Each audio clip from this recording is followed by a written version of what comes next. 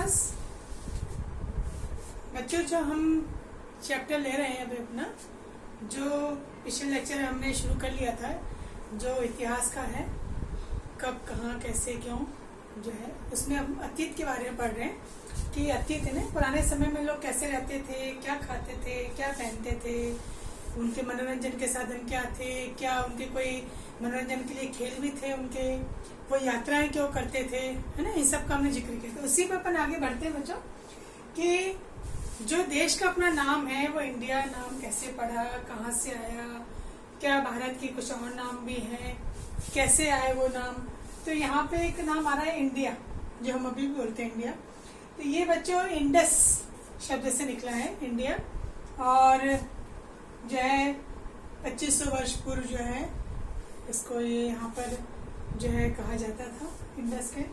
और ये जो अपने उत्तर की तरफ जो नदी है सिंधु, ठीक है, तो अपने जो भारत के इस दिशा से, मान लीजिए अपने दिशा की अपन बात करते हैं, तो इस दिशा से जो भी यात्री आते थे, यात्राएं करते थे, व्यापारी आते थे, ठीक है, या अपन कह सकते हैं कुछ आक्रमणकारी भी आए विजय अभियान के लिए, वो यहाँ पर आए। तो ये जो नदी बहती थी उसके पार, क्योंकि हम इसके आगे हैं, अगर अपन यहाँ से देखें कोई आ रहा है तो ये कश्मीर के यहाँ पे उसको इस नदी को पार करना पड़ेगा, फिर वो भारत में प्रवेश कर सकता है। तो उत्तर पश्चिम से जो यहाँ पे अगर अपन आगे बढ़ते हैं भारत से, तो यहाँ पे जो दूसरे देश पड़ते हैं, ईरान है, इराक है, उससे पहले अफगानिस्तान है, ये सब आगे जो है। तो यहाँ से आने वाले जो लोग थे ना, ईरानी और यूनानी, उन्होंने सिंधु को मतलब ये ना हिंदू, और कहीं कहीं ये भी जिक्र आया है कि ये आई का उच्चारण एच भी किया करते थे इस तरह से। तो सिंधु को जो है जैसे इन्होंने हिंदू जैसे अपन कहते हैं, तो यहाँ पे बहुत सारे नाम जो है यहाँ पर आ रहे, हिंदोस, इंडोस, मतलब सिंधु नदी के पूर्व में जो क्षेत्र है, भूमि है, उसको इन्होंने एक हिंदू नाम दिया, और वहाँ की भूमि को क्या कहा गया, इंडिया कहा गया, हिंदोस, ठीक है, इंडोस या सिंडोस, जो भी इन्होंने यहाँ पर इस तरह से, तो वो बिगड़ते बिगड़ते फिर जो है वो नाम इस तरह से आने लगा। कहीं कहीं जिक्र भरत नाम से भी आया है कि उत्तर पश्चिम में जो समूह निवास करते थे, जातियां निवास करती थी, उनको वहाँ पे भरत के नाम से भी जो नाम दिया गया। और यूँ अगर अपन अपने धार्मिक पुराण देखते हैं तो उसमें आपने पुरानी कथाओं में सुना होगा कि राजा भरत के नाम पर भरत जो है भरत नाम रखा, या ऋग्वेद में 3500 वर्ष पूर्व भी भरत शब्द का जिक्र हुआ है। तो ये भी कह सकते हैं कि भी भरत नाम वहां से आया है। तो ये जो जानकारी है, ये अतीत की जानकारी कहाँ से प्राप्त होती है, पुराने लेखों से, धर्म ग्रंथों से, महाकाव्यों से, इतिहासकारों ने जो अतीत जो ढूंढा है उससे, जो पुरातत्ववेत्ता हैं जो पुरानी चीजों की जो है खोजबीन करते रहते हैं, उनको जो चीजें मिली हैं उसका अध्ययन करके, तो ऐसे जो है उन्होंने देखा कि भाई कहाँ पे कौन सी चीज उसके अवशेष मिलते हैं, उस अवशेष से उन्होंने उस स्थान के बारे में जानकारियां प्राप्त की। तो हम ये देखते हैं कि भाई अतीत की जानकारियां किन किन तरीकों से मिली हैं और क्या वो अभी भी मौजूद हैं। तो हम बच्चे पहले आते हैं, यहाँ पर एक शब्द आ रहा है पांडुलिपियां, ठीक है, पांडुलिपियां आप लोग तो शायद नहीं पहचान पाओगे पांडुलिपियां क्या होती है। बच्चों पांडुलिपियां इस तरह से हैं कि जैसे आगे अगर अभी अपन कोई बुक पढ़ते हैं, आप जो भी बुक पढ़ रहे हैं तो प्रिंटेड है, प्रिंटिंग मशीन में उसको प्रिंट किया गया है, तो हम प्रिंटेड जो है पढ़ रहे हैं उसको। प्रिंटिंग प्रेस, जिसको पुराने समय में छापा खाना कहा जाता था, या उसको पढ़ने में छापा खाना भी कह सकते हैं। और प्रिंटिंग प्रेस जहाँ पे किताबें छपती हैं, तो हम उसका प्रिंटेड रूप पढ़ रहे हैं। मुद्रण, जब ये मुद्रण कला नहीं थी तब भी किताबें लिखी जाती थी, धर्म ग्रंथ लिखे जाते थे, तो हाथों से लिखे जाते थे। तो ये जो हाथों से लिखे जाते थे ग्रंथ जो है, या जो भी जानकारी लिखी जा रही है, ये पांडुलिपियां कहलाती थी, हस्तलिखित, हस्त है ना हाथ, और इसको अंग्रेजी में मैन्यूस्क्रिप्ट भी कहा जाता है, मैन्यूस्क्रिप्ट। और ये जो लैटिन भाषा में मेन्यू है, इसको मेनू, लैटिन भाषा में मेन्यू यानी हाथ से लिखा गया जो है वो पांडुलिपि कहलाता है। और ये पांडुलिपियां बच्चों लिखने के लिए जिसका इस्तेमाल किया जाता था, उस समय कागज तो होते नहीं थे, तो एक विशेष प्रकार के जो पत्ते होते थे, उन पत्तों पर ये दिखाई जाती थी, ठीक है। तो ताड़ के पत्र जो होते हैं, ताड़ का जो पेड़ होता है उसके जो पत्ते होते हैं, ठीक है। हिमालय क्षेत्र में एक वृक्ष पाया जाता है, भुर्ज के पत्ते जो है, जिसको फिर नाम बदल के भोजपत्र जो कहते हैं, उन पत्तों पर जो है पुराने समय में लोग लिखा करते थे। तो ये ताड़ पत्र जो है, भुर्ज जो है, भोजपत्र, ये अभी भी कुछ मंदिरों में, बौद्ध विहारों में, यहाँ पर इसकी कुछ जो है पांडुलिपियां पुरानी जो है वो है। क्योंकि पांडुलिपियां बच्चों जो थी, अगर अपन एक तुलना करते हैं कि पुरानी पांडुलिपियां और ये बाद में जो प्रिंटिंग प्रेस आ गई, तो जो छपकर के आने लगी, उसमें क्या अंतर था? मेरे को पुरानी हाथों से लिखी जा रही है, अब हाथों से लिखी जा रही है तो उसको लिखना भी जो है मुश्किल है, क्योंकि लिखने में बहुत समय लगता है। फिर चूंकि अभी अपन ने पढ़ा कि पत्तों पे लिखी जा रही है, तो पत्तों पे उनको संभालना भी बड़ा मुश्किल है, क्योंकि पत्ते आपने देखा सूखने के बाद कैसे जाते हैं, फट जाते हैं, बुरबुरे हो जाते हैं। तो उनको एक विशेष लेप लगा करके उनको सुरक्षित रखना, इनको लाना ले जाना इनका कठिन था, रख रखाव इनका बड़ा कठिन था। और चूंकि हाथों से लिखने में बहुत समय लगता था, तो इनका प्रसार भी ज्यादा नहीं होता था, ज्यादा लोगों तक इनकी पहुंच नहीं थी।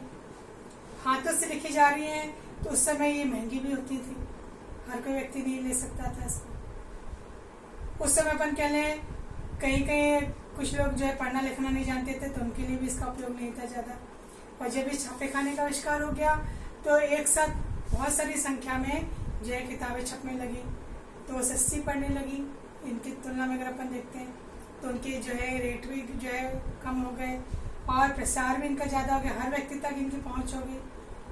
और जो लोग नहीं पढ़ सकते थे उनके लिए उसमें अन्य सामग्री डाली जाने लगी, चित्रों का इस्तेमाल किया जाने लगा, पहले चित्र नहीं हुआ करते। तो वो दिखाई, चलिए हम बात की बात है। फिर बाद में जो है इसका रूप नए नए रूप में सामने आया, कहानी आने लगी, फिर उपन्यास बनने लगे, इस तरह से। पर हम अभी बात करें पांडुलिपियों की, तो ये कुछ आज भी कहीं कहीं उपलब्ध हैं, जिनको बहुत स्पेशल तरह से संभाल के रखा गया है, कोई विशेष लेप लगा करके, तब वो सुरक्षित हैं। फिर ये जो पांडुलिपियां हैं, इसमें लिखा क्या जाता था? तो उस समय के जो सामाजिक व्यवहार के बारे में, धार्मिक चीजों के बारे में, कुछ धार्मिक परंपराएं हैं उनके बारे में, उस समय का जो राजे महाराजा होते थे उनके शासन के बारे में है, या उनके व्यवहार के बारे में है, या कुछ पुरानी परंपराओं के बारे में, या राजाओं के जीवन के बारे में, बहुत सारी चीजें हैं। इसके अलावा जो है औषधियाँ उनके बारे में है, ठीक है, या उस समय जो मौजूद विषय हुआ करते थे उसके बारे में वो लिखा करते थे। संस्कृत में भी बड़े बड़े महाकाव्य लिखे गए हैं, और प्राकृत भाषा में, दूसरी भाषाओं में, तमिल भाषाओं में भी ग्रंथ लिखे गए। तो अपने जो भारत की विभिन्न भाषाएं, दक्षिण भारत की, उसमें भी ग्रंथ लिखे गए, बड़े बड़े महाकाव्य लिखे गए। तो इस तरह से ये अगर अपन देखते हैं अतीत की जानकारी का स्रोत, अगर अपन कहते हैं कि कहाँ से हम जा सकते हैं, तो एक तो हो गया बच्चों पांडुलिपियां, ठीक है। दूसरा होता है अभिलेख, जिन्हें पुराने समय में जो लिखे जाते थे राजा महाराजाओं के समय में। तो कुछ तो देखिए अभी अपन ने बात पांडुलिपि के रूप में सुरक्षित हैं, कुछ विशेष प्रकार के कागज होते थे उसमें भी लिखे जाते थे। और शिलालेख, शिलालेख पत्थरों पर, जैसे पत्थरों पे लिखते थे तो उसको जो है खोद करके उकेर करके उसमें लिखा जाता था। स्तंभ लेख, बड़े बड़े जो खंबे होते हैं उसमें, सम्राट अशोक के समय में आपको मालूम ही है स्तंभ लेख भी मिले हैं, शिलालेख भी मिले हैं। तो ये उस समय अभिलेख जो थे वो गुहालेख, गुफाओं में, पुराने समय में जो लोग गुफाओं में रहते थे तो गुफाओं में भी जो है उनके लिखित जो है चीजें, कुछ प्रमाण मिले हैं। कई शिकार के दृश्य हैं, ठीक है, आदमी शिकार कर रहा है, कहीं जानवरों के शिकार के दृश्य हैं। तो उस समय उसने जैसा माहौल देखा, कहीं राज दरबार का चित्र भी है, तो उसने उसको दीवार पे उकेर दिया। या राजा महाराजा जब लोग आए आगे के उसमें, तो राजा महाराजों ने अपने आदेश हैं, अपने कानून हैं, वो भी जो है इसमें पत्थरों में, चट्टानों में उकेरे। इससे फायदा क्या होता था? एक तो लंबे समय तक ये बने रहते थे, और इनको गली गली चौराहों पर जो राजा का राज्य होता था वहां पे लगा दिए जाते थे, ताकि हर आता जाता व्यक्ति जो है उसको पढ़ सकता था और उसको पता होता था राजा ने कौन सा कानून जो है वो नया निकाला है। तो यहाँ पर जो है ये इस तरह से जो है पत्थरों पर जो है इसको लिखा जाता था, और ये राजा महाराजों के समय में होता था। फिर हम यहाँ पे एक बात कर रहे हैं बच्चों कि प्राचीन काल के बारे में जो जानकारियां देने वाले जो लोग होते हैं, जो इस बात में रुचि रखते हैं, जो इसका भी अध्ययन करते हैं, तो वो होते हैं पुरातत्ववेत्ता। जो अतीत के बारे में जानकारी निकालते हैं। इसके लिए वो किन किन चीजों को देखते हैं, कहाँ से प्राप्त करते हैं जानकारियां। तो ये बहुत यात्राएं करते हैं, घूमते हैं, ठीक है, उन स्थानों पे जाते हैं जहाँ इनको पता है कि भी प्राचीन काल में किसी राजा का शासन था यहाँ पर, या कोई प्राचीन सभ्यता यहाँ पर रहती थी, उसके बारे में जानना है तो वो वहां पर जाकर के खोजबीन करते हैं। उत्खनन के द्वारा भी चीजें मिलती हैं। उत्खनन में किसी कारण से कोई चीज जो है मिट्टी से, चट्टानों से, उनसे किसी चीज से दब गई है तो उसको कुरेद करके निकालना। तो उसमें कई बार जैसे सिंधु घाटी सभ्यता मिली, जो पूरा नगर मिला, वो उत्खनन के दौरान ही प्राप्त हुआ। तो पुरातत्ववेत्ता देखो किन किन चीजों की खोजबीन तक कर लेते हैं, मतलब पुरानी चीज को जानना है ना तो किन किन चीजों का सहारा लेते हैं।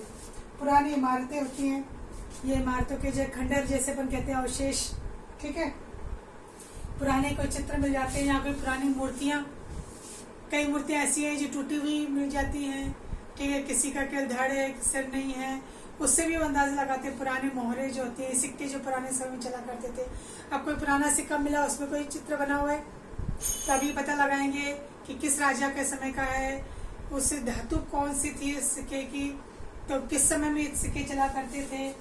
फिर जो मूर्तियां, चित्र हैं, औजार अगर कोई मिले, कोई बर्तन मिले, कोई हथियार मिले हैं उस समय, पुराने कोई आभूषण मिले हैं, यहाँ तक कि जानवरों की, मछलियों की, इनकी हड्डियों से भी ये पता लगाने की कोशिश करते थे कि अगर हड्डी मिली कि भी उस समय लोगों का खान पान क्या था, लोग क्या खाते थे, ठीक है, और चिड़ियों से भी, इन सब भी वो जानकारी लेते थे। और यहाँ तक कि कपड़ों को भी अगर कहीं कोई पुराने कोई अवशेष मिल जाते हैं तो उसके द्वारा भी वो पता लगाते हैं कि उस समय क्या लोग कपड़ा बनाना जानते थे, कैसे कपड़े पहनते थे। मतलब पूरी छानबीन करने के लिए वो कोई ना कोई चीजों का सहारा जो उस समय खुदाई में मिलती थी उनको लेकर के वो करते हैं। तो ऐसे ही ये अपन जो बच्चे पढ़ रहे हैं ये इतिहास को जानने के स्रोत है, जरिया है, जिनके जरिए हम इतिहास में लोग कैसे रहते थे उसकी जानकारी ले सकते हैं। तो इतिहासकार और ये पुरातत्ववेत्ता, इतिहासकार भी किसको कहते हैं, जो अतीत का अध्ययन करते हैं। तो इतिहासकार और पुरातत्ववेत्ता जो है, जो पुरानी चीजों की जानकारियां निकालते रहते हैं, वो एक तरह से वैसी भूमिका निभाते हैं जैसे आपने जासूस शब्द सुना होगा। जासूस हर चीज की खोजबीन करता है, जानकारी निकालता है। तो ये पुरानी चीजों की जानकारियां जो है अतीत में लोग कैसे रहा करते थे उसके बारे में जानकारियां वो निकालते हैं। तो आज हमने इतना पोर्शन पढ़ा बच्चों, ठीक है। अगले लेक्चर में हम आगे बढ़ेंगे, ठीक है, कि किस तरह से और अतीत की जानकारियां मिला करती थी, कैसे लोग रहा करते थे, उनका जीवन कैसा था, रहन सहन कैसा था, उसकी जानकारी मिली।